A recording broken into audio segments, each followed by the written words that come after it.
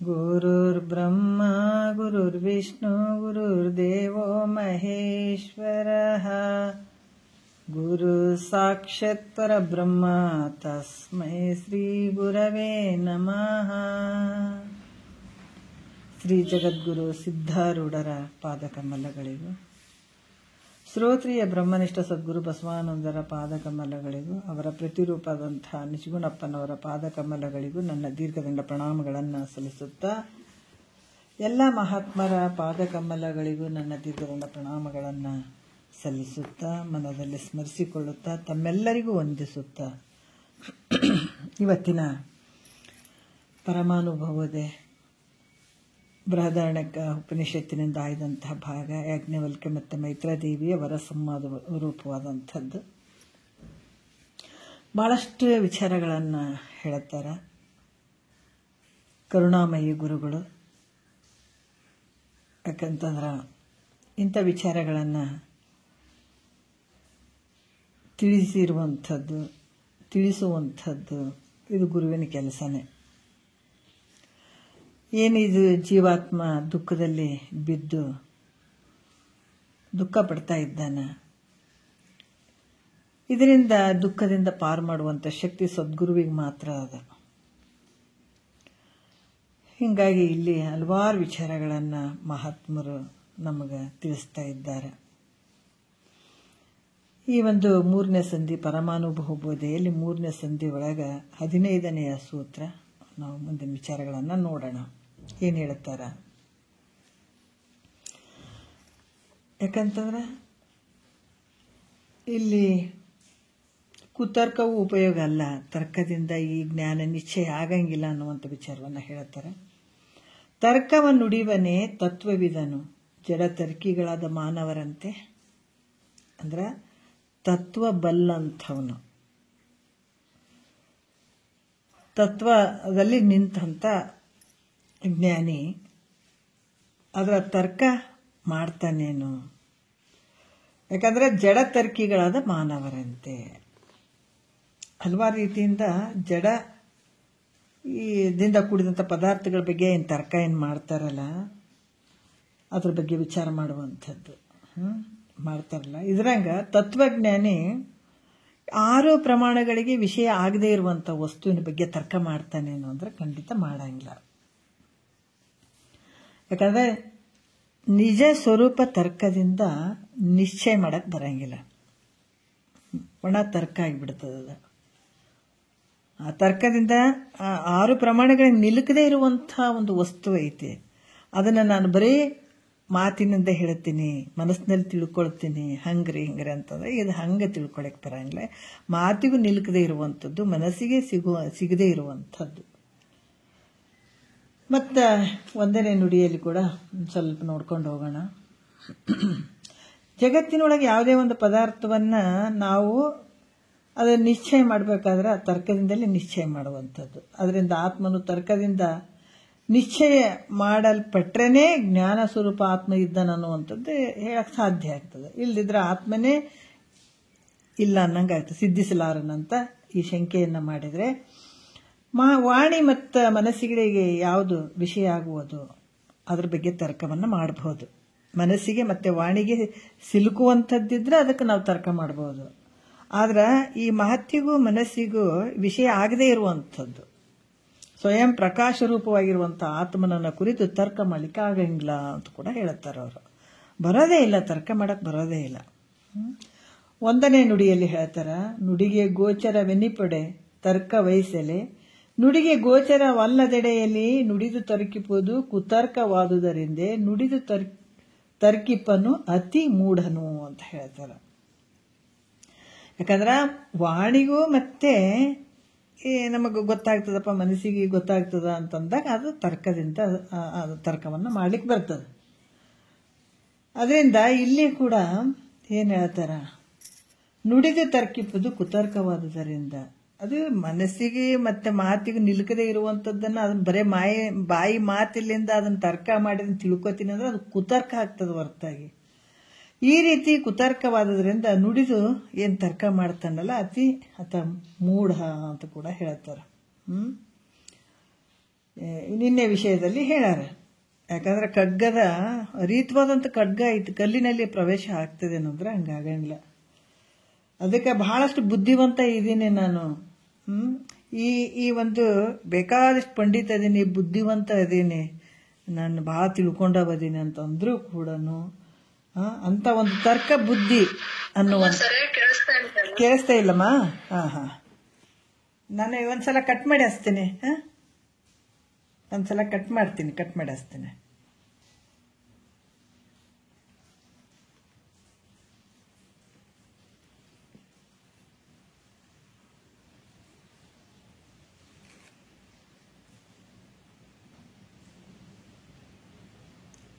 Hello, ಈಗಮ್ಮ hello ಕೇಳಿಸ್ತಾ ಇದೆಯಲ್ಲ? ಸ್ವಲ್ಪ ಮಳಿ ಅದು ಜಾಸ್ತಿ ಅದಲ್ಲ, ನೆಟ್ ಸ್ವಲ್ಪ ಹೆಚ್ಚು ಕಮ್ಮಿ ಆಗ್ತಾ ಇದೆನೋ ಗೊತ್ತಿಲ್ಲ. ಸ್ವಲ್ಪ ಹೆಚ್ಚು ಕಡಿಮೆ ಆಗ್ತಾ ಇದೆ. ಈಗ ನೋಡ್ರಮ್ಮ, ಇನ್ನೊಂದು 5 ನಿಮಿಷ ನೋಡ್ರಿ, ಮತ್ತೆ ಬರ್ಲಿಲ್ಲ ಅಂದ್ರೆ ಮತ್ತೆ ಬೇರೆ ಫೋನ್ ಅದನ್ನ ಏನಾದ್ರು ನೋಡ್ತೀನಿ ಮತ್ತೆ.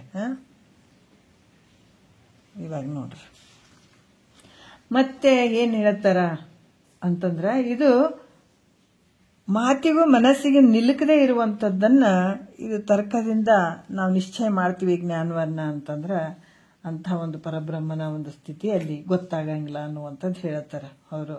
ನಿನ್ನೆ ವಿಷಯದಲ್ಲಿ ಖಡ್ಗದ ತುದಿ ಬಹಳ ಅರಿತವಾಗಿದೆ ಅಂತಂದ್ರೂ ಕೂಡ ಅದು ಕಲ್ಲಿನಲ್ಲಿ ಹೆಂಗೆ ಪ್ರವೇಶ ಆಗಂಗ್ಲೋ ಅದೇ ರೀತಿ ಕುಶಲಾಗ್ರವಾದಂಥ ತರ್ಕ ಬುದ್ಧಿಯು ಆತ್ಮನಲ್ಲಿ ಯಾವತ್ತು ಪ್ರವೇಶ ಆಗಂಗಿಲ್ಲ ಅಂತ ಕೂಡ ಹೇಳ್ತಾರೆ.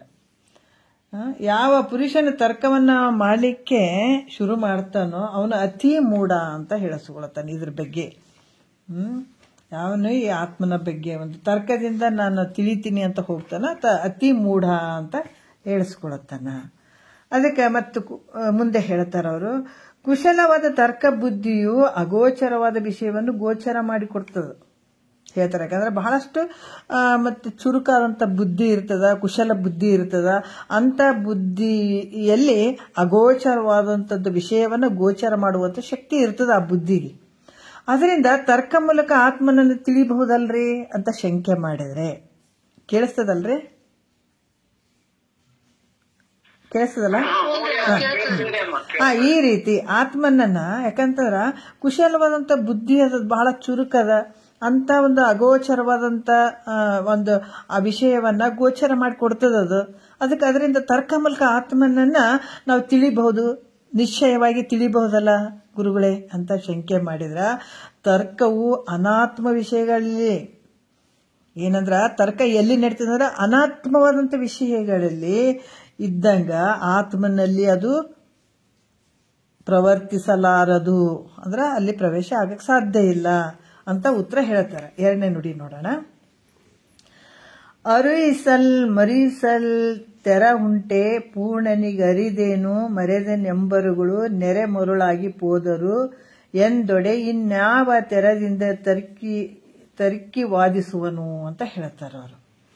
ಯಾಕಂದ್ರೆ ಅರುಯಿಸಲ್ ಅಂದ್ರ ತಿಳಿಸುವುದಕ್ಕೂ, ಮರಹಿಸಲ್ ಅಂದ್ರ ಮರೆಸುವುದಕ್ಕೂ, ತೆರ ಉಂಟೆ ಅಂದ್ರೆ ಅವಕಾಶ ಉಂಟೆ. ಅರಿಸಲ್ ಮರಿಸಲ್ ತೆರ ಉಂಟೆ ಪೂರ್ಣನಿಗೆ ಅರಿದೇನು ಮರೆದನೆಂಬರುಗಳು ನೆರೆ ಮರುಳಾಗಿ ಹೋದರು. ನೋಡ್ರಿ ಎಷ್ಟು ಅದ್ಭುತವಾಗಿ ಹೇಳ್ತಾರ. ಆತ್ಮನನ್ನ ತರ್ಕ ಮೂಲಕ ತಿಳಿಸ್ತೀನಿ ಅಂತ ಹೇಳಿದ್ರೆ ಅದು ಆಗಂಗಿಲ್ಲ.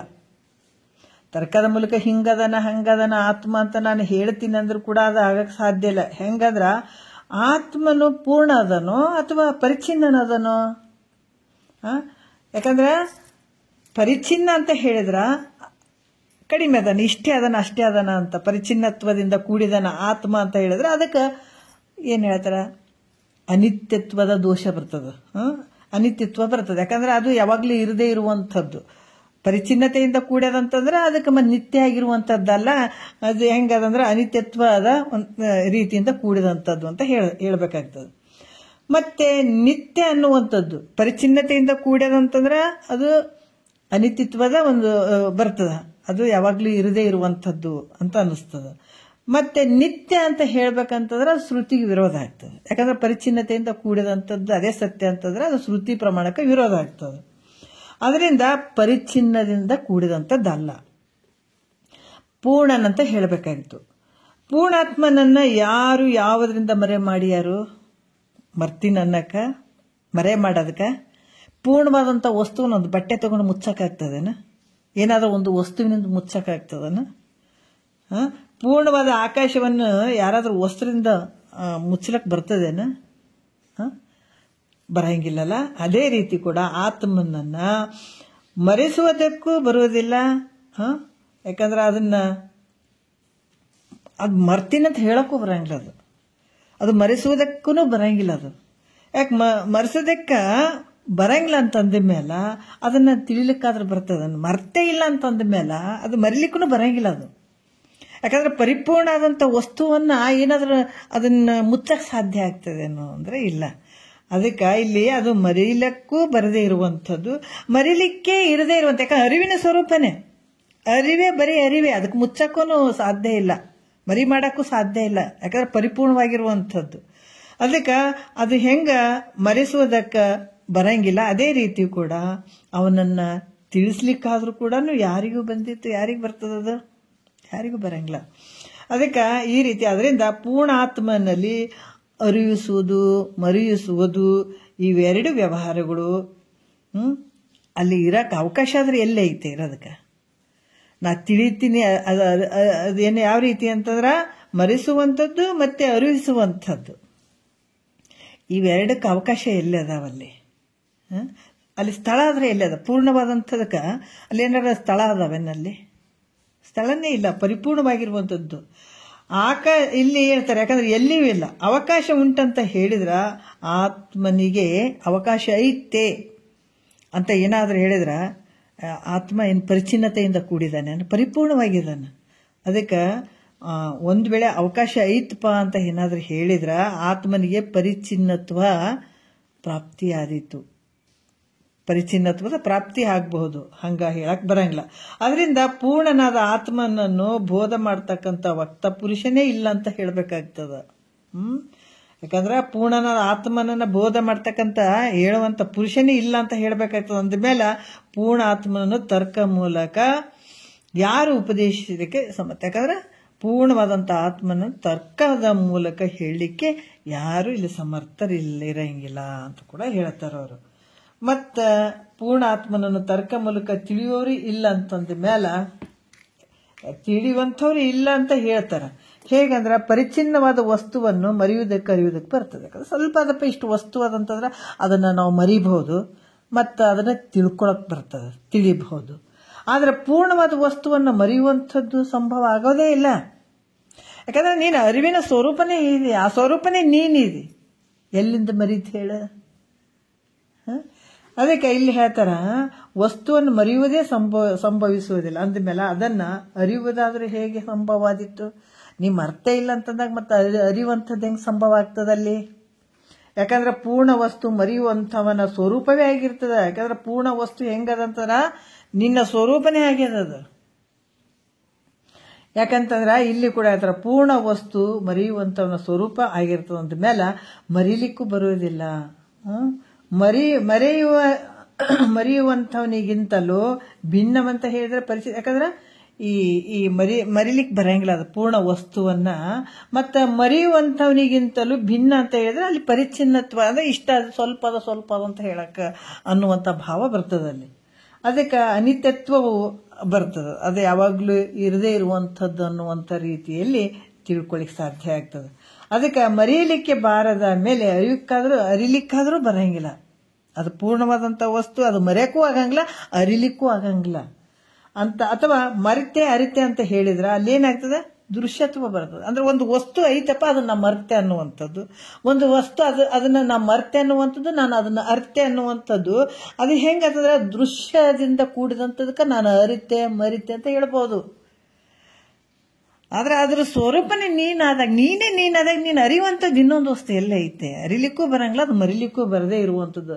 ಅದರಿಂದ ಅದು ಅನಿತ್ಯ ಉಳ್ಳದ್ದಾಯಿತು. ದೃಶ್ಯತ್ವ, ಯಾಕಂದ್ರೆ ಅರಿತೆ ಮರಿತೆ ಅಂತ ಹೇಳಿದ್ರೆ ಅಲ್ಲಿ ದೃಶ್ಯತ್ವ ಬರ್ತದ, ಅದರಿಂದ ಅದು ಅನಿತ್ಯ ಉಳ್ಳದಂಥದ್ದಾಗ್ತದ. ಅದಕ್ಕೆ ಅನಿತ್ಯ ವಸ್ತುವಿಗೆ ಪೂರ್ಣತ್ವ ಇರಂಗಿಲ್ಲ. ಅನಿತ್ಯ ಒಂದು ಕಾಲದಲ್ಲಿದ್ದು ಇನ್ನೊಂದು ಕಾಲದಲ್ಲಿ ಇರಂಗಿಲ್ಲ. ಅದಕ್ಕೆ ನಾವು ಪೂರ್ಣತೆ ಹೇಳಕ್ಕಾಗ್ತದನ? ಹಂಗೆ ಹೇಳಕ್ಕಾಗಂಗಿಲ್ಲ. ಅದಕ್ಕೆ ಪೂರ್ಣತ್ವ ಇಲ್ಲ ಅಂತ ಹೇಳಿದ್ರೆ ಶ್ರುತಿಗೆ ವಿರೋಧ ಆಗ್ತದ. ಪೂರ್ಣ ಇಲ್ಲ ಅಂತ ಹೇಳಿದ್ರೆ ಶ್ರುತಿಗೆ ವಿರೋಧ ಆಗ್ತದೆ. ಅದಕ್ಕಾಗಿ ಇಲ್ಲಿ ಪೂರ್ಣತ್ವವಿಲ್ಲ ಅಂತ ಹೇಳಿದ್ರೆ ಶ್ರುತಿಗೆ ವಿರೋಧ ಆಗ್ತದೆ. ದೃಶ್ಯ ರೂಪದಿಂದ ವಿಷಯ ಆಗುವುದಿಲ್ಲ ಅಂತ ಹೇಳಿದ್ರೆ ಅವಿಷಯವಾಯಿತು. ಅಂದ್ರೆ ದೃಶ್ಯಕ್ಕ ಅದು ವಿಷಯ ಅಲ್ಲ. ದೃಶ್ಯ ರೂಪದಿಂದ ಅದು ವಿಷಯ ಆಗೋದಿಲ್ಲ ಅಂತ ಹೇಳಿದ್ರೆ ಅದು ಹೆಂಗಾಗ್ತದೆ? ಯಾವುದಕ್ಕೂ ಅದು ವಿಷಯ ಆಗಂಗಿಲ್ಲ. ಅದಕ್ಕೆ ಇಲ್ಲಿ ಕೂಡ ಅವಿಷಯವಾದದ್ದು ಮರಿಲಿಕ್ಕೂ ಮತ್ತೆ ತಿಳಿಲಿಕ್ಕೂ ಬರೋದಿಲ್ಲ. ಅದು ಯಾವುದಕ್ಕೂ ವಿಷಯ ಅಲ್ಲವೇ ಅಲ್ಲ. ನಿನ್ನ ಸ್ವರೂಪ ಯಾವ್ದಕ್ಕಾರ ಐತೇನೆ ಶರೀರದಲ್ಲಿ, ಇಂದ್ರಿಯಗಳಿಗೆ ಏನಾದರೂ ಅದು ಸಿಗ್ತದೆ. ಶಬ್ದ, ಸ್ಪರ್ಶ, ರೂಪ, ರಸಗಂಧ ಇವೆಲ್ಲ ನೋಡಕ್ಕೆ ಕಣ್ಣು, ಕಿವಿ, ಮೂಗು ಇವೆಲ್ಲ ಅದಾವಲ್ಲ, ಇದ್ರಂಗೆ ಅದೇನಾದ್ರು ತಿಳಿಸಿಕೊಳ್ತದ? ಇದು ಯಾವುದಕ್ಕ ಒಂದು ವಿಷಯ ಐತೇನಂದ್ರೆ ಇಲ್ಲ. ಯಾವುದಕ್ಕೂ ವಿಷಯ ಇರದೇ ಇರುವಂಥದ್ದು ನಿನ್ನ ಸ್ವರೂಪ. ಅದರಿಂದ ಮರ್ತೇನೋ ಅರ್ತೇನೋ ಅನ್ನುವುದು ಕೂಡ ಹುಚ್ಚರಾಗಿ ಹೋಗಿದಾರ. ನಾ ಇದನ್ನು ಮರ್ತೀನಿ ಅನ್ನೋದು ನೋಡ್ರಿ, ಇದು ಯಾಕಂದ್ರೆ ಇದು ಮೇಲ್ಮಟ್ಟದ ವಿಚಾರ. ಇದು ಕೆಳಗಡೆ ನಿನ್ನನ್ನೇ ನೀ ಮರ್ತಿದೆ ಅಂತ ಹೇಳಿದ್ರು.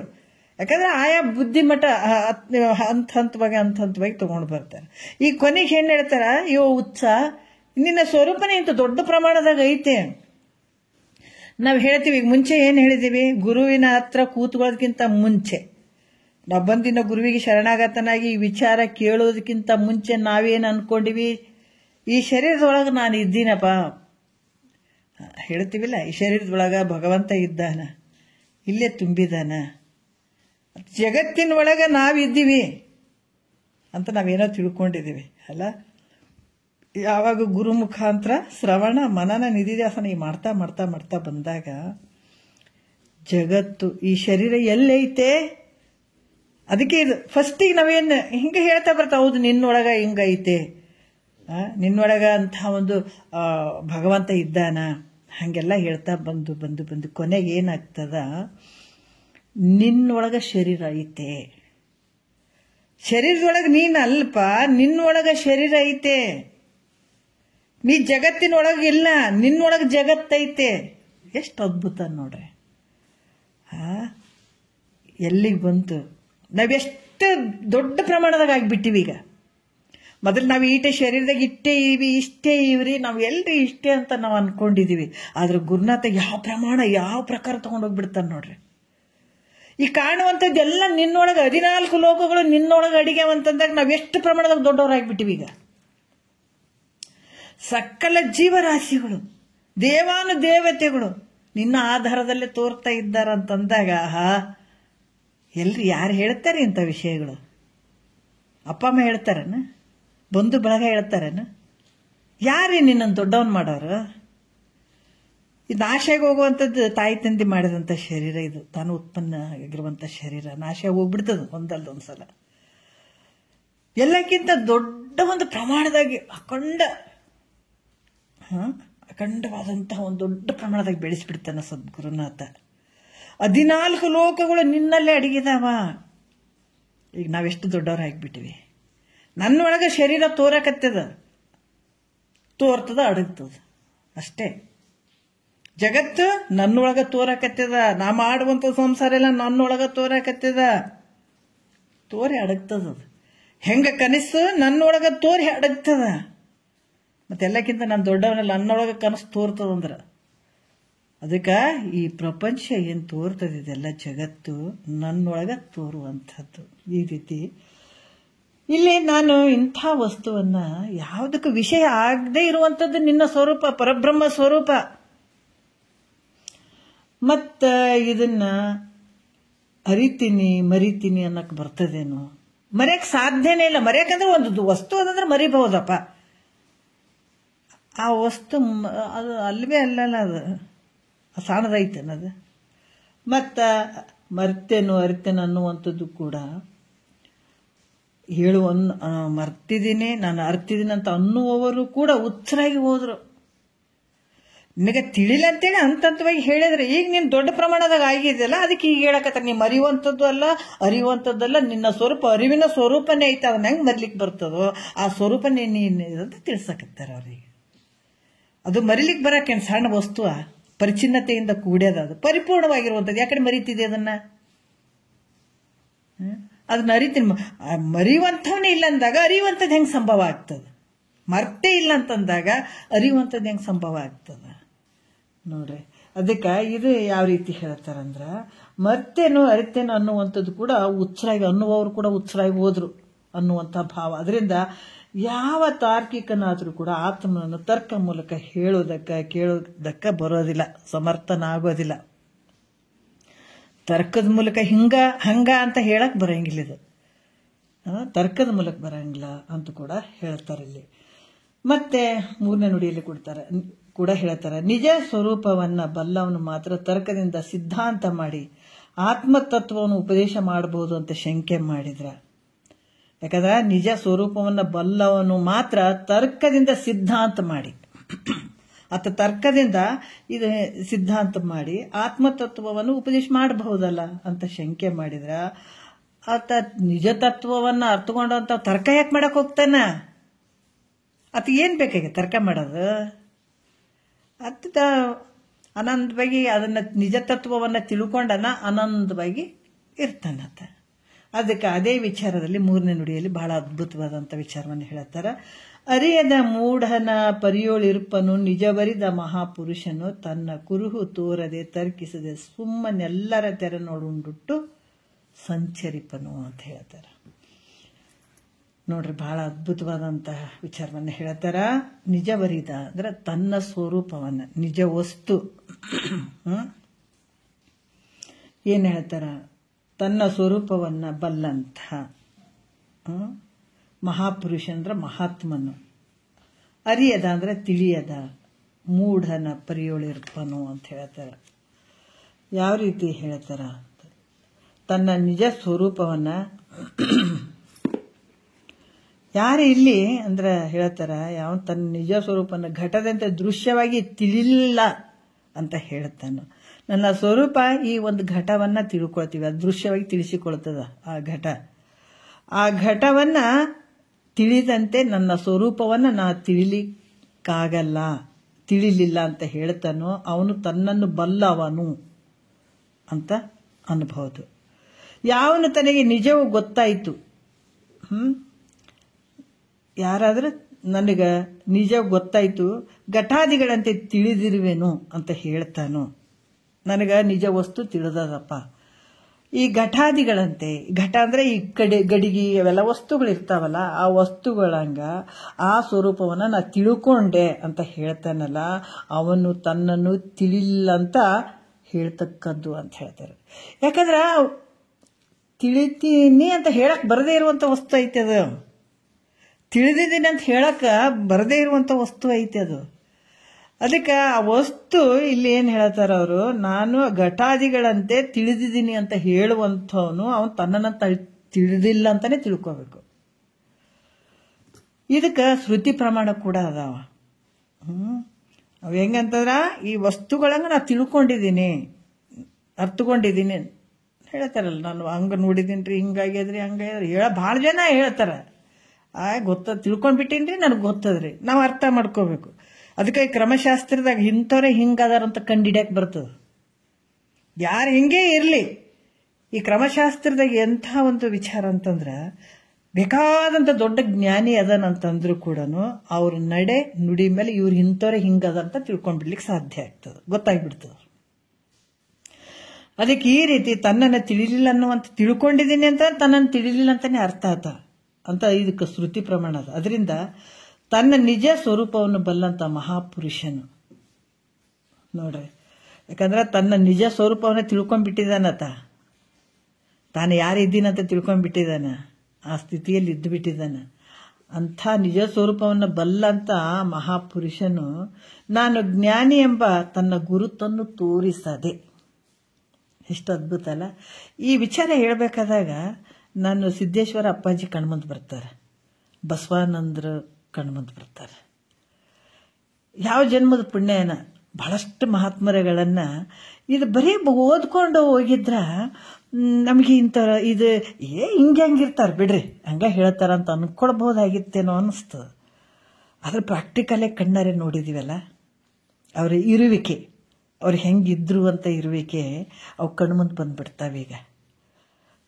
ಅದು ಯಾಕಂತಂದ್ರೆ ಒಬ್ಬ ಮಹಾಪುರುಷ ನಾನು ಜ್ಞಾನಿ ಎನ್ನುವಂಥ ಗುರುತು ತೋರಿಸದೆ. ಅಪ್ಪಾಜಿಗೆ ನಾನು ದೂರಿಂದ ನೋಡಿದ್ದೆ ಭಾಳ ಸಲ. ಸಿದ್ದೇಶ್ವರ ಅಪ್ಪಾಜಿನ ನಾನು ದೂರದಿಂದ ನೋಡಿದ್ದೆ, ನನ್ನ ಹತ್ರ ನೋಡಿರಲಿಲ್ಲ ಅಷ್ಟು. ಯಾವಾಗ ನಮಗೊಂದು ಅವಕಾಶ, ಅದು ಪುಣ್ಯದ ಫಲ, ಅವಾಗ ಸಿಕ್ಕು ನಾವು ಒಂದು ತಾಸು ಅವ್ರ ಜೊತೆ ಕೂತ್ಕೊಂಡು ವಿಚಾರಗಳನ್ನು ಮಾತಾಡಿದಾಗ ಅವ್ರು ನೋಡಿದಾಗ ನಿಜವಾಗಿ ನನಗೆ ಬಹಳ ಆಶ್ಚರ್ಯ. ಅವರ ಆ ಥರ ಯಾವ ಒಂದು ಕುರು ಇರಲಿಲ್ಲ, ಮಾಮೂಲಿ ವ್ಯಕ್ತಿ ಥರನೇ ಇದ್ದಂಥವ್ರು ಸಿದ್ದೇಶ್ವರ ಅಪ್ಪಾಜಿ. ಅದೇ ರೀತಿ ಬಸವಾನಂದರು ಕೂಡ ನನ್ನ ನೆನಪು ಬರ್ತದೆ. ಒಂದು ಫಂಕ್ಷನ್ನಲ್ಲಿ ಅವರು ಸತ್ಸಂಗ ಒಂದು ಫಂಕ್ಷನ್ನಲ್ಲಿ ಬಂದಾಗ ನಾನೇ ಅನ್ಕೊಂಡದ್ದು, ಅವರು ಒಂದು ದೋತ್ರ, ಒಂದು ನೈರಿ ಶರ್ಟು, ರುಂಬೆಲ್ಲ ಸುತ್ತಕೊಂಡಿದ್ರು. ಅದನ್ನ ನೋಡಿದ ತಕ್ಷಣ ನನಗೆ ಶಾಕ್ ಆದಂಥದ್ದು. ಇವು ಗುರುಗಳಂತ ಕರೆಸಿದಾರ, ಇವ್ರು ಹೆಂಗೆ ಗುರುಗಳಾಗ್ತಾರ? ಇಂಥ ತಾತ ಒಬ್ರು ಮನೆಯಾಗ ತಂದೆ ತಾಯಿ ಇರ್ತಾರಲ್ಲ, ಒಂದು ಮನೆಯಲ್ಲಿ ಅಜ್ಜಗಳು ಇರ್ತಾರಲ್ಲ, ತಾತವ್ರು, ಆ ಥರ ಇರುವಂಥ ವ್ಯಕ್ತಿ ಕಂಡ್ರು ನಮಗೆ ಒಂದು ಭ್ರಮೆ ತಗೊಂಡಿರ್ತದ. ಗುರು ಅಂತಂದ್ರೆ ಹಿಂಗ ಆತ ಒಂದು ಶ್ರೇಷ್ಠ ಮಟ್ಟದಲ್ಲಿ ಇರ್ತಾನ, ಕಾವಿ ಬಟ್ಟೆ ಹಾಕೊಂಡಿರ್ತಾನ, ಅಥವಾ ಅದೊಂದು ಒಂದು ಇರುವಿಕೆನೆ ಬೇರೆ, ಸಪ್ರೇಟ್ ಗುರು ಅಂತ ಕಾಣಿಸ್ತಾನ ನಮಗೆ ನೋಡಾಕ ಚಿನ್ನದಿಂದ ಅಂತ ನಾವೆಲ್ಲ ತಿಳ್ಕೊಂಡಿರ್ತೀವಿ. ಅಂತ ಒಂದು ಭ್ರಮೆ. ಯಾಕಂದ್ರೆ ನಮಗೆ ಈ ಶಾಸ್ತ್ರದ ವಿಚಾರ ಗೊತ್ತಾಗೋದಕ್ಕಿಂತ ಮುಂಚೆ ನಮಗೆಲ್ಲ ಇವೆಲ್ಲ ಭ್ರಮೆಗಳಾಗಿರ್ತಾವ. ನಮಗೆ ಯಾವಾಗ ಈ ವಿಚಾರಗಳು ನಮಗೆ ಗೊತ್ತಾಗ್ತದ, ಗುರು ಮುಖಾಂತರ ಇವೆಲ್ಲ ಗೊತ್ತಾದಾಗ ನಮಗೆ ಅವಾಗ ಓಹೋ ಅನ್ನಿಸ್ತದೆ. ಅಲ್ಲಿ ತನಕ ಸ್ಟಾರ್ಟಿಂಗ್ ನಮ್ಗೆ ಹಂಗ ಅನ್ನಿಸ್ತದೆ, ಇವ್ರು ಏನು ಹೇಳ್ತಾರಪ್ಪ, ಇವ್ರು ಎಂಥ ಗುರುಗಳು, ಹೋಗಿ ತಾತನ ಕರ್ಕೊಂಡು ಬಂದ್ಬಿಟ್ಟಿದಾರಲ್ಲ ಅಂತ ನನ್ನ ಮನಸ್ಸಿಗೆ ಅನಿಸಿದ್ದು. ಯಾವಾಗ ಅವ್ರ ವಿಚಾರಗಳನ್ನು, ಭಗವದ್ಗೀತೆ ಕೆಲವು ವಿಚಾರಗಳನ್ನು ಹೇಳಿದ್ರು, ನಿಜಗುಂಡ್ರಿ ಕೆಲವು ವಿಚಾರಗಳನ್ನು ಹೇಳಿದ್ರು, ಅಬಾಬಾಬಾ ಅನಿಸ್ತು ನನಗೆ ಅವ್ರ ವಿಚಾರಗಳನ್ನು ಕೇಳಿ. ಎಲ್ಲಿ ಕೇಳದೇ ಇರುವಂಥ ವಿಚಾರಗಳನ್ನೇ ಹೇಳಿದ್ರು ಅವರು. ನಾವು ಅಷ್ಟಿಂತರ ಅಷ್ಟು ಭಕ್ತಿ ಮಾಡಿದ್ವಿ ನೋಡ್ರಿ, ಯಾರು ಎಲ್ಲೂ ಸಿಗಂಗ್ಲಿ ವಿಚಾರಗಳು ಅನ್ನೋದಕ್ಕೆ ನಾನು ಹೇಳ್ತೀನಿ. ಬಹಳಷ್ಟು ನಾವು ಭಕ್ತಿ ಮಾಡಿದ್ವಿ. ಭಕ್ತಿ ಮಾಡಿದ್ದಂದ್ರೆ ಅಷ್ಟಿಷ್ಟ ಅಲ್ಲ, ನಾವು ತುಂಬಾನೇ ಭಕ್ತಿ ಮಾಡಿದಂಥದ್ದು. ಈ ಶ್ರಾವಣ ಯಾವುದಂದ್ರೆ, ಈ ಶ್ರಾವಣ ಮಾಸ ಬಂದಾಗ ಬಹಳಷ್ಟು ಈ ಪೂಜೆ ಪುರಸ್ಕಾರಗಳನ್ನು ಮಾಡುವಂಥದ್ದು. ಶಿವರಾತ್ರಿ ಬಂದಾಗ ಎಷ್ಟು ಈಶ್ವರಲಿಂಗಗಳು ಕಾಣ್ತಾವ, ಅಲ್ಲಿ ಹೋಗಿ ಪತ್ರಿಗಳನ್ನು ಹಾಕಿ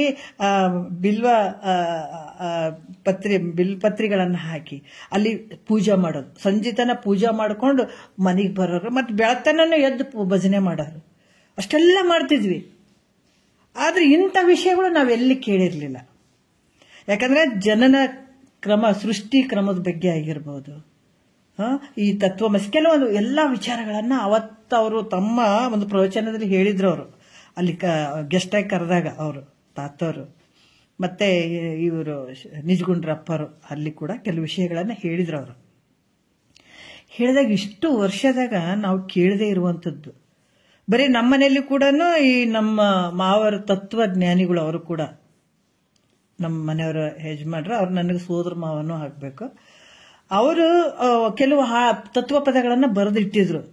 ಬಟ್ ಅವ್ರು ಇರಲಿಲ್ಲಲ್ಲ, ನಾವು ಪದಗಳದಲ್ಲಿ ಇವು ಏನಿರ್ಬೋದು ಅಂತ ಅನ್ಕೊಳಂಗಾಗ್ತಿತ್ತು ನಮ್ಗೆ. ಏನಂದ್ರೆ, ನಿನ್ನಂತೋ ಈ ಜಗವೆಲ್ಲ ನೀ ಸುಮ್ಮನೆ ತಿರುಗಿದಿ ದೇಶೆಲ್ಲ, ಸುತ್ತಿ ನೀ ದಡದಲ್ಲ, ಅದರ ಫಲವೇ ನಿನಗೆ ಸಿಗಲಿಲ್ಲ.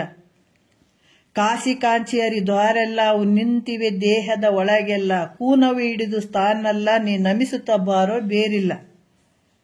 ಎಷ್ಟು ಅದ್ಭುತ! ಕೆಲವು ಬಹಳಷ್ಟು ವಿಚಾರಗಳು. ಶ್ರೀಶೈಲ ಪರ್ವತ ಏರಿದೆಲ್ಲ, ಅಲ್ಲಿ ಮಲ್ಲಿಕಾರ್ಜುನ ನಂದೆಲ್ಲ, ನಿನ್ನಲ್ಲಿದ್ದವನರಿಲಿಲ್ಲ, ನೀನ್ ಎಲ್ಲೆಲ್ಲಿ ಹುಡುಕು ಸಿಗನಲ್ಲ. ಇವು ಹೆಂಗೆ ತಿಳ್ಕೊಳಕ್ ಸಾಧ್ಯ ಅದ ಹೇಳ್ರಿ? ಯಾರು ಹೇಳ್ಬೇಕು ಇವಾಗ ಬಿಡಿಸಿ ಹೇಳೋದು? ಬರೆದು ಬಿಟ್ಟಿದಾರ, ಅದನ್ನ ತಿಳ್ಕೊಳ್ಳೋ ಶಕ್ತಿ ಬೇಕಲ್ಲ ನಮಗೆ, ಯಾರಾದ್ರೂ ಹೇಳ್ಬೇಕಲ್ಲ. ಗೊತ್ತಿಲ್ಲ, ಅವೇನು ಗೊತ್ತಿಲ್ಲ ನಮಗೆ. ಯಾವತ್ತು ಗೊತ್ತಿರದೇ ಇರುವಂತ ವಿಚಾರಗಳು ಆ ಒಂದು ವಿಚಾರದಲ್ಲಿ ಬಸವಾನಂದರು ಮತ್ತು ನಿಜಗುಂಡ್ರಪ್ಪರು ಈ ವಿಚಾರಗಳನ್ನು ಅದ್ಭುತವಾಗಿ ಹೇಳಿದ್ರು. ಕೆಲವೊಂದು ವಿಚಾರ ಈ ಪರಮಾರ್ಥದಲ್ಲಿ ಏನೇನು ಬರ್ತಾವ, ಅವಾಗ ಅನಿಸ್ತು, ಬಾಬಾ ಏನು ವಿಚಾರಗಳು ಹೇಳಿದ್ರಲ್ಲ, ಎಂದೂ ಕೇಳಿಲ್ಲ ನಾವು ಅಂತ. ಯಾಕಂತಂದ್ರೆ ಬಹಳಷ್ಟು ಕರ್ಮದಲ್ಲಿ ಉಪಾಸನದಲ್ಲಿ ಬಿದ್ದ ಹೋಗುವಂತ ಎಲ್ಲ ಜನ 99% ಅದ್ರಾಗೆ ಇದ್ದಂಥವ್ರು. ಜ್ಞಾನದ ವಿಚಾರಗಳು ಎಲ್ಲಿ ಸಿಗಲ್ಲ. ಇವತ್ತು ನಮಗೆ ಇವು ಸಿಕ್ಕವಂದ್ರೆ ನಾವು ಬಹಳ ಧನ್ಯರಂತ ತಿಳ್ಕೋಬೇಕು. ಅದಕ್ಕೆ ಇಲ್ಲಿ ಕೂಡ ಹೇಳ್ತಾರ, ಅವ್ರ ನೆನಪು ಬರ್ತದೆ, ನನಗೆ ತುಂಬಾ ನೆನಪು ಬರ್ತದೆ. ಯಾಕಂದ್ರೆ ಅವ್ರು ನೋಡಿದ್ರ ಒಂದು ಕುರುಹು ಕೂಡ ಇವ್ರ ಜ್ಞಾನಿ ಅಂತ ಹೇಳಕ್ ಸಾಧ್ಯನೇ ಇಲ್ಲ. ಆ ತರ ಇದ್ದಾಗ ಬಹಳ ಮೋಸ ಆಗ್ತದೆ ಮನುಷ್ಯರಿಗೆ. ಮನೆಗಿದ್ರು ಆಗಿರ್ಬೋದು, ಹೊರಗಡೆ ಇದ್ರು ಆಗಿರ್ಬೋದು, ನಮ್ಗೆ ಹತ್ರದಾಗೆ ಇರ್ತಾರ, ನಮ್ಮ ಮನೆ ಬಾಜುನೇ ಇರ್ತಾರೆ. ಯಾಕಂದ್ರೆ ಅವ್ರು ಕುರುಹು ತೋರಂಗಿಲ್ಲಲ್ಲ. ಹಂಗಾಗ್ಬಿಟ್ಟು ಇವ್ರೇನ್ ಹೇಳ್ತಾರೆ, ಇವ್ರೇನ್ ಜ್ಞಾನಿ ಅದಾರ ಅನ್ನುವಂಥ ಭಾವ ಬಂದು ಅಲ್ಲಿ ಏನಾಗ್ತದ, ಆ ಒಂದು ಅಜ್ಞಾನದಲ್ಲಿ ಅದು ಸಿಗ್ಲಾರ್ದಂಗೆ ಆಗ್ಬಿಡ್ತದ. ಮಹಾತ್ಮರು ಏನೋ ಒಂದ್ ಸ್ವಲ್ಪ ಹಿಂದಿನ ಒಂದು ಪುಣ್ಯ ಇತ್ತು ಅಂತಂದ್ರ ಅಂತ ಮಹಾತ್ಮರು ಜ್ಞಾನಿಗಳು ಅದಾರಪ್ಪ ಅಂತ ಅಲ್ಲಿ ಶರಣಾಗತನಾಗಿ ಆ ವಿಚಾರಗಳನ್ನ ಕೇಳಕ್ ಸಾಧ್ಯ ಆಗ್ತದೆ. ಇದು ಕೂಡ ಬಹಳಷ್ಟು ಒಂದು ಪುಣ್ಯದ ಫಲನೇ ಬೇಕಾಗ್ತದೆ. ಅದಕ್ಕೆ ಇಲ್ಲಿ ಕೂಡ ಹೇಳ್ತಾರೆ, ಅದರಿಂದ ತನ್ನ ನಿಜ ಸ್ವರೂಪವನ್ನು ಎಷ್ಟೋ ಜನ ತಾತವ್ರನ್ನ ನೆಗ್ಲೆಕ್ಟ್ ಅಂದ್ರೆ ಇವ್ರೇನ್ ಹೇಳ್ತಾರೆ ಬಿಡ ಅನ್ನುವಂಥದ್ಗಾಗಿ ತುಂಬಾ ಜನ ಕಳ್ಕೊಂಡ್ಬಿಟ್ರು. ಕಳ್ಕೊಳ್ಳಿಕ್ಕೂ ಸಾಧ್ಯ ಆದಿದೆ. ಅಂತ ಸಮಯವನ್ನ ಕಳ್ಕೊಂಡು ಇವಾಗ ಹುಡುಕಿಡಿದ್ರೆ ಸಿಗಂಗಿಲ್ಲ. ಅದು ಯಾಕಂದ್ರೆ ಕೆಲವೊಂದು ಸಂದರ್ಭದಲ್ಲಿ ಪುಣ್ಯದ ಸಮಯನೂ ಕೂಡಿ ಬರ್ತದ. ಪುಣ್ಯ ಇದ್ದಾಗ ಮಾತ್ರ ನಮ್ಗೆ ರೊಕ್ಕ ರೂಪಾಯಿ ಆಸ್ತಿ ಸಂಪತ್ತು ಸಿಕ್ಕಿತು ಅನ್ನಂಗಿಲ್ಲ. ಪುಣ್ಯದ ಒಂದು ಸಮಯ ಕೂಡಿ ಬಂದಿರ್ತದ ಅದು. ಅದಕ್ಕೆ ಈ ರೀತಿಯಾಗಿ ಅಂತ ಟೈಮ್ ಬಂದಾಗ ನಾವು ತಿಳ್ಕೊಳ್ಬೇಕಾಗ್ತದ. ಆವಾಗ ತನ್ನ ನಿಜ ಸ್ವರೂಪವನ್ನು ಬಲ್ಲಂತ ಮಹಾಪುರುಷನು ನಾನು ಜ್ಞಾನಿ ಅನ್ನುವಂಥ ಗುರುತನ್ನು ತೋರಿಸದೆ, ಆತ ತೋರ್ಸಂಗ್ಲ ಯಾಕೆ ತೋರಿಸ್ತಾನೆ? ತೋರ್ಸಕ್ಕೆ ಏನ್ ಬೇಕಾತ, ಏನ್ ಆಸೆ ಇರ್ತದೆ ತೋರ್ಸಕ್ಕೆ? ಎಲ್ಲರೂ ಪೂಜೆ ಮಾಡ್ಲಿ, ಕರ್ಕೊಂಡೋಗಿ ಎಲ್ಲ ಕಡೆ ಸನ್ಮಾನ ಮಾಡ್ಲಿ ಅಂತ ಆಸೆ ಇರ್ತದ ಅನ್ನೋದು. ಆತ ಬಿಟ್ಟು ಬಂದದ್ದು ಎಲ್ಲ ಭೋಗಾದಿ ವಸ್ತು ಎಲ್ಲ ತುಣಸಮ ಅಂತ ತಿಳ್ಕೊಂಡಿರ್ತಾನೆ. ಆತಗೆ ಏನ್ ಬೇಕಾಗಿದೆ ಯಾರು ತಗೊಂಡು ಏನ್ ಮಾಡ್ಬೇಕಾಗ್ಯದ ಆತಗೆ? ಅದಕ್ಕೆ ನಿಜ ಸ್ವರೂಪವನ್ನು ಬಲ್ಲಂತ ಮಹಾಪುರುಷನ ನಾನು ಜ್ಞಾನಿ ಅನ್ನುವಂತ ತನ್ನ ಗುರುತು ತೋರಿಸದೆ ಅಜ್ಞಾನಿ ಪುರುಷನ ಹಾಗೆ ಇರ್ತಾನ ಆತನು. ತಿಳಿಲಾರ್ದವ್ರು ಹೆಂಗಿರ್ತಾರ, ಅಜ್ಞಾನಿ ಹೆಂಗಿರ್ತಾನ ಆ ರೀತಿಯಾಗಿ ಇರ್ತಾನ ಆತನು. ಈಗ ಏನಂತಾರ, ಕಳುವಿಗೆ ಬಂದವನಿಗೆ ಚೇಳು ಕಚ್ಚಿದ್ರ, ಅವ್ರ ಉದಾಹರಣೆ ಹೇಳ್ತಾರ, ಕಳ್ತನ ಮಾಡಾಕ ಬಂದವಾಗ ಆತಗೆ ಚೇಳು ಕಚ್ಚಿದ್ರ, ನನಗೆ ಚೇಳು ಕಚ್ಚಿತಂತ ಕೂಗಾಡಿದ್ರ ಆತ ಕಳ್ಳ ಅನ್ಸ್ಕೊಳ್ತಾನೆ. ಆತ ಯಾಕಂದ್ರೆ ಕಳ್ಳನೇ ಅಲ್ಲ ಆತ ಅಂತ. ಹೇಗೆ ಅದೇ ರೀತಿ ಕೂಡ ಯಾವನು ನಾನು ಜ್ಞಾನಿ ಅಂತ ನುಡಿದ್ರೆ ಅವನು ಜ್ಞಾನಿಯೇ ಅಲ್ಲ. ಯಾವ ರೀತಿ ಕಳ್ಳತನ ಮಾಡಕ್ ಬಂದಾಗ ಚೇಳು ಕಚ್ಚಿದಾಗ ಜೋರಾಗಿ ಚೇಳು ಕಚ್ಚಿತಂತ ಕೂಗಾಡಿದ್ರ ಅವನು ಕಳ್ಳನೇ ಅಲ್ಲ. ಹಂಗಿರುವಂಥದ್ದು. ಏನ್ ಕಚ್ಚಿದ್ರ ಆತ ಸುಮ್ಮನೆ ಇರ್ಬೇಕು, ಯಾಕಂದ್ರೆ ಹಿಡಿದು ಒದ್ದು ಒಳಗಾಗ್ತಾರ ಅವನಿಗೆ. ಏನ್ ಕಚ್ಚಿದ್ರ ಗಪ್ಪು ಚಿಪ್ಪು ಮುಚ್ಕೊಂಡು ಹೋಗ್ಬಿಡ್ಬೇಕತ್ತ. ಅದೇ ರೀತಿ ಜ್ಞಾನಿ ಕೂಡ ನಾನು ಜ್ಞಾನಿ ಇದೀನ್ರಿ, ನಾ ತಿಳಿದವ ಅದೀನ್ರಿ, ನನಗೆಲ್ಲ ಗೊತ್ತದ್ರಿ, ನಾ ಭಾಳ ದೊಡ್ಡ ಪಂಡಿತ ಅದೀನ್ರಿ, ಇಷ್ಟು ಶಾಸ್ತ್ರಗಳನ್ನ ನಾನು ಕೇಳಿದ್ದೀನಿ, ನೋಡಿದ್ದೀನಿ, ನಾ ಸಂಸ್ಕೃತ ಪಂಡಿತ ಅದೀನಿ, ಹಿಮಾಲಯಕ್ಕೆ ಹೋಗಿದ್ದೀನಿ, ಕಾಶಿಗೆ ಹೋಗಿದ್ದೀನಿ, ಬದ್ರಿ ಕೇದಾರ್ನಾಥಕ್ಕೆ ಹೋಗಿದ್ದೀನಿ, ಅಷ್ಟು ಸಾಧನೆ ಮಾಡಿ ಬಂದಿದ್ದೀನಿ ಅಂತ ಹೇಳ್ತಾರಲ್ಲ. ದೊಡ್ಡ ಜ್ಞಾನಿ ಇದೀನ್ರಿ ನಾನು ಅಂತ ಏನು ಹೇಳ್ತಾರಲ್ಲ, ಅವನು ಜ್ಞಾನಿಯೇ ಅಲ್ಲ ಅಂತ ತಿಳ್ಕೋಬೇಕು. ಅದರಿಂದ ಜ್ಞಾನಿಯು ತನ್ನ ಚಿನ್ನವನ್ನ ತಿಳಿಸಿದ್ರೆ, ಜ್ಞಾನಿತ ಯಾಕೆ ಹಿಂಗಿರ್ತಾನಂದ್ರೆ ತನ್ನ ಜ್ಞಾನ, ಯಾಕಂದ್ರೆ ಆತನಲ್ಲಿ ಜ್ಞಾನಿಯಲ್ಲಿ ಎಷ್ಟು ಪರಮಾತ್ಮನಲ್ಲಿರುವಂತ ಹೇಳಿದ್ವಿ. ಸಿದ್ಧಾರೂಢರು ಹೇಳ್ತಾರ, ಒಂದು ವಿಚಾರದಾಗ ಹೇಳ್ತಾರ ಅವರು, ನಿಮ್ಗೆಲ್ಲ ಗೊತ್ತಿರ್ತದ. ಹೆಂಗೆ ಗೊತ್ತಿರ್ತದಂದ್ರ, ಅವ್ರೇನು ಗುರುಗಳನ್ನ ಹುಡುಕ್ಲಿಕ್ಕೆ ಹೋದಾಗ ಯಾವುದೋ ಒಂದು ಊರು, ಅಲ್ಲಿ ಬಸವನ ಮೂರ್ತಿ ಮೇಲೆ ಕೂಡ್ತಾನ ಸಿದ್ಧಾರೂಢ. ಕೂತ್ಕೊಂಡಾಗ ಒಬ್ಬನು, ಯಾರು ನೀನು, ಎಲ್ಲಿ ಯಾವ ನೀನು, ನಿನ್ನ ಭಯಭಕ್ತಿ ಎಲ್ಲಿಟ್ಟಿದಿ, ಆ ಬಸವಣ್ಣನ ಮೂರ್ತಿ ಮೇಲೆ ಕೂತ್ಕೊಂಡಿಯಲ್ಲ ಅಂತ ಅಂದಾಗ, ಹೌದೌದು ನಾನು ಭಯಭಕ್ತಿ ಪರಮಾತ್ಮನಲ್ಲಿಟ್ಟಿನಿ, ನೀನು ಈ ಕಲ್ಲು ದೇವ್ರ ಮೇಲೆ ಇಟ್ಟಿದಿ, ಕಲ್ಲು ಮೂರ್ತಿಯ ಮೇಲೆ ಇಟ್ಟಿದ್ದೀನಿ ಭಯಭಕ್ತಿ ಅಂತ ಹೇಳ್ತಾನತ್ತ.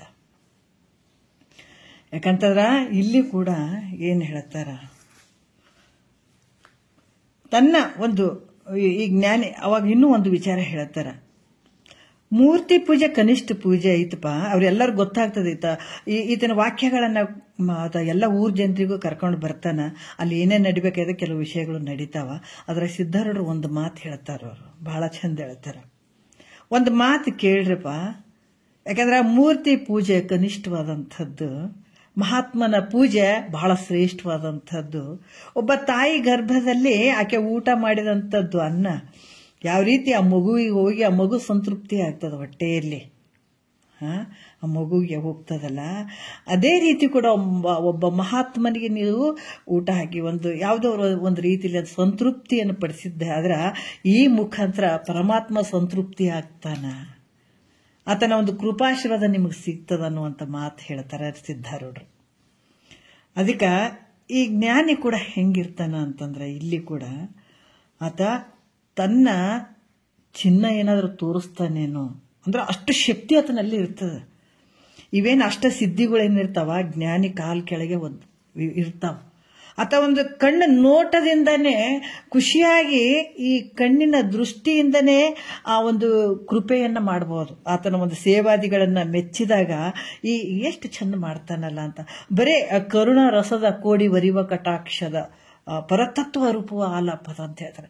ಆ ಕಣ್ಣಿನ ಒಂದು ನೋಟ ಆತನ ದೃಷ್ಟಿಯಲ್ಲಿ ಬಿದ್ದಾಗ ಆತ ಪಾವನಾಗಿ ಬಿಡ್ತಾನೆ. ಅಷ್ಟು ಶಕ್ತಿ ಆ ಗುರುವಿನ ಬಲ್ಲಿ ಇರ್ತದೆ. ಮತ್ತೆ ನೀನು ಒಲಿದರೆ ಕೊರಡು ಕೊನರು ಅದಯ್ಯ ಅಂತ ಹೇಳ್ತಾರಲ್ಲ, ಅದು ಸತ್ಯದ ಮಾತೆ. ಅದು ಆತ ಬರೀ ಬಾಯಿಲೆ ಒಂದು ಮಾತು ಆತಗೆ ಆಶೀರ್ವಾದ ರೂಪವಾಗಿ ಕೊಟ್ಟನಂದ್ರೂ ಕೂಡ ಅದು ಹಾಗೇ ಆಗ್ತದೆ. ಅಷ್ಟು ಶಕ್ತಿ ವಾಣಿಯಲ್ಲಿಯೂ ಇರ್ತದೆ, ನೋಟದಲ್ಲೂ ಇರ್ತದೆ. ಆತನ ಒಂದು ಸ್ಪರ್ಶ ನೀನು ಉದ್ಧಾರ ಆಗೋ ಅಥವಾ ಒಂದು ಸ್ವಲ್ಪ ಆತ ಹಿಂಗೆ ಬೆನ್ನ ಮೇಲೆ ಕೈ ಇಟ್ರೆ ಉದ್ಧಾರ ಆಗಿಬಿಡ್ತಾನೆ ಮನುಷ್ಯ. ಅಷ್ಟು ತಾಕತ್ತ ಆ ಶಕ್ತಿ ಗುರುವಿನ ಬಲ್ಲಿ ಇರ್ತದ, ಸಾಮಾನ್ಯ ಅಲ್ಲ. ಯಾರು ಎಲ್ಲ ಗುರುಗಳಲ್ಲ. ಮತ್ತೆ ಶ್ರೋತ್ರಿಯ ಬ್ರಹ್ಮನಿಷ್ಠ ಸದ್ಗುರು ನಡೆದಂಗೆ ನುಡ್ದಂಗೆ ನಡೆದಿರ್ತಾನೆ ಆ ಗುರುವಿನ ಹತ್ರ. ಹೇಳೋದೊಂದು, ನಾವಿರೋದೊಂದು, ನಾವು ಗುರುಗಳಂತ ವೇಷಗಳನ್ನು ಹಾಕೊಂಡು ತಿರುಗಾಡೋಂಥ ಒಂದು ಡಂಬಾಚಾರಿಗಳಲ್ಲ. ಭಾಷೆ ಜನ ಇರ್ತಾರಲ್ಲ, ಹೇಳೋದೇ ಒಂದು, ತಾವಿರೋ ರೀತಿನೇ ಒಂದಿರ್ತದಲ್ಲ, ಹಂಗಲ್ಲ. ಅದು ನಡೆ ನುಡಿ ಒಂದಾಗಿರ್ತಾನತ, ತನ್ನೊಳಗ ತಾನಿರ್ತಾನ. ಆತನ ಬಲ್ಲಿ ಇವೆಲ್ಲ ಇರ್ತಾವ. ಆತ ಒಂದು ನೋಟ ನೋಡ್ರಿ, ಬಹಳಷ್ಟು ಅದ್ಭುತವಾದಂತಹ ವಿಚಾರಗಳು ನಡೆದು ಬಿಡ್ತಾವ. ಆತ ಸ್ವಲ್ಪ ಅಂಥ ಒಂದು ಗುರುವಿನ ಕೃಪೆ ಹಾಕಿಬಿಟ್ರೆ ಗೆದ್ದು ಬಿಟ್ಟಂಗ. ಆತ ಏನ್ ಮಾಡ್ತಾನ, ಇಷ್ಟೆಲ್ಲ ಇರ್ತಾವ. ಆದ್ರೆ ಅದಕ್ಕೆ ಹೇಳ್ತಾರ, ಮಾಮೂಲಿ ವ್ಯಕ್ತಿ ತರನೇ ಇರ್ತಾನ. ಅದನ್ನ ನಾವು ಅದಕ್ಕೆ ಉತ್ಸಾಹ ಬಂದ ಅನ್ನುವ ತಂಗಿ ಎಚ್ಚಾರವ್ವ. ಸಿಟ್ಟಿನಿಂದ ಏನಾದ್ರೂ ಆತ ನೋಡಿದ್ ಬಿಟ್ರೆ ಬಹಳ ಕಷ್ಟ, ಅದು ಬಹಳ ಕಷ್ಟ ಆಗ್ತದೆ. ಮತ್ತೆ ಕೃಪೆಯಿಂದ ನೋಡಿದ್ರೆ ಬಹಳ ಉದ್ಧಾರ ಆಗಿಬಿಡ್ತಿದೆ.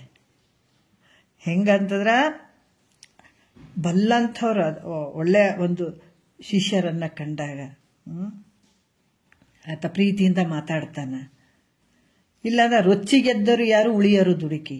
ಆತ ಏನಾದ್ರೂ ಸಿಟ್ಟು ಮಾಡ್ಕೊಂಡಂತಂದ್ರ ಅದಕ್ಕೆ ಏನಾದ್ರು ಅಂದ್ರ ಅವರು ದುಡುಕಿ ಏನಾರ ಅಂದ್ಬಿಟ್ರ ಆತ ರೊಚ್ಚಿಗೆದ್ದನಂದ್ರೆ ಅಲ್ಲಿ ಯಾರು ಇರ್ಲಿಕ್ಕೆ ಸಾಧ್ಯನೇ ಆಗಂಗಿಲ್ಲ. ಅಷ್ಟೊಂದು ಇದಾಗ್ತದೆ. ಅದಕ್ಕೆ ಮಹಾತ್ಮರಿಗೆ ಹೆದರ್ಬೇಕನ್ನುವಂಥದ್ದು ಯಾತಕ್ಕೆ ಅಂತಂದ್ರೆ, ಬರೇ ದೇವ್ರ ಹತ್ರ ನಾವು ಭಕ್ತಿ ಮಾಡ್ಬೋದು, ಅಲ್ಲಿ ಹೆದರಿಕೆ ಇರಂಗಿಲ್ಲ ನಮ್ಗೆ.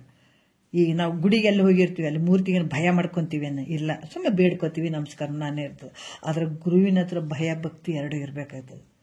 ಗುರು ಏನು ಹೇಳಾವಲ್ಲ ನಮ್ಮ ಪ್ರಕಾರ ಅದನ್ ಬಿಡ್ರಿ ಏನಂತ ಹಂಗೆ ಹಂಗೆ ಮಾತಾಡಂಗಿಲ್ಲ. ಯಾಕಂದ್ರೆ ಬಹಳಷ್ಟು ಒಂದು ಭಕ್ತಿ ಪೂರ್ವಕವಾಗಿ ಮಾತಾಡ್ಬೇಕಾಗ್ತದ, ನಯ ವಿನಯತೆಯಿಂದ ಕೂಡ್ಬೇಕಾಗ್ತದ. ಅಲ್ಲಿ ಭಯ ಭಕ್ತಿ ಎರಡು ಬೇಕಾಗ್ತದ ಗುರುವಿನ ಹತ್ರ. ಇಲ್ಲಿ ಈತ ಏನ್ ಮಾಡ್ತಾನ, ಆತ ಹೇಳಿದಂತವೇ ಆಗುವಂತ ವಾಣಿ ಆತಂದಿರ್ತದಲ್ಲ. ಅದರಿಂದ ಜ್ಞಾನಿಯು ತನ್ನ ಚಿನ್ನವನ್ನು ತಿಳಿಸಿದ್ರ ಲೋಕದ ಜನರಿಂದ ಉಪದ್ರವ ಆಗ್ತದ. ಆತನ ತನ್ನ ಚಿನ್ನಗಳೇನಾದ್ರೂ ತೋರಿಸಿದ್ರೆ ಜಗತ್ತಿನ ಜನ ಬಿಡ್ತಾರೇನು? ಬಿಡಂಗಿಲ್ಲ. ಯಾಕಂದ್ರೆ ಅವರ ಒಂದು ಉಪದ್ರವ ಬಹಳ ಆಗಿಬಿಡ್ತದ. ಅಥವಾ ಜನಸಂಘವಾಗುವುದೆಂದು ತಿಳಿದು, ಅಂದ್ರ ಈ ಜನಸಂಘವನ್ನ ಆತ ಎಂದೋ ಬಿಟ್ಟಿರ್ತಾನೆ. ಆದ್ರೆ ಸುಮ್ಮನೆ ಯಾಕೆ ಅದ್ರ ನಾನು ಸೇರ್ಲಿ ಅನ್ನುವಂಥ ವಿಚಾರದಲ್ಲಿ ತಿಳಿದು ಆತ ಏನು ತಿಳಿದೇ ಇಲ್ಲ ಅನ್ನುವ ರೀತಿಯಲ್ಲಿ ವರ್ತಿಸ್ತಾನತ. ಏನು ಗೊತ್ತೇ ಇಲ್ಲ ಅನ್ನೋರಂಗ. ಆದ್ರೆ ಇರುವಂಥದ್ದು ಬ್ರಹ್ಮಾನಂದದಲ್ಲೇ ಇರ್ತಾನ. ಆದ್ರೆ ಶರೀರ ಅದು ಗೊತ್ತೇ ಆಗಂಗಿಲ್ಲ. ಆ ರೀತಿ ಮೂಢನ ಹಾಗೆ ಅಲ್ಲಿ ವರ್ತನೆ ಮಾಡ್ತಾ ಇರ್ತಾನ. ಆತ ಎಲ್ಲರ ತರನು ಊಟ ಮಾಡ್ತಾನೆ. ಸಪ್ರೇಟ್ ಐತೇನು ಅಂದ್ರೆ ಹಂಗಿಲ್ಲ. ಎಲ್ರು ಹೆಂಗ ಊಟ ಮಾಡ್ತಾರ ಅನ್ನವನ್ನ ಆತನು ಊಟ ಮಾಡ್ತಾನ. ಹೆಂಗ ಅವರು ವಸ್ತ್ರಗಳನ್ನ ಹಾಕೊಳ್ತಾರ ಎಲ್ಲರಂಗ. ಕೆಲವರು ಅವರವರ ಪ್ರಾರಬ್ಧಕ್ಕನುಸಾರವಾಗಿ ನಾವು ಅದು ಕೆಲವು ಈ ಕಾವಿ ಬಟ್ಟೆರ ಹಾಕೊಳ್ಬಹುದು, ಬಿಳಿ ಬಟ್ಟೆರೆ.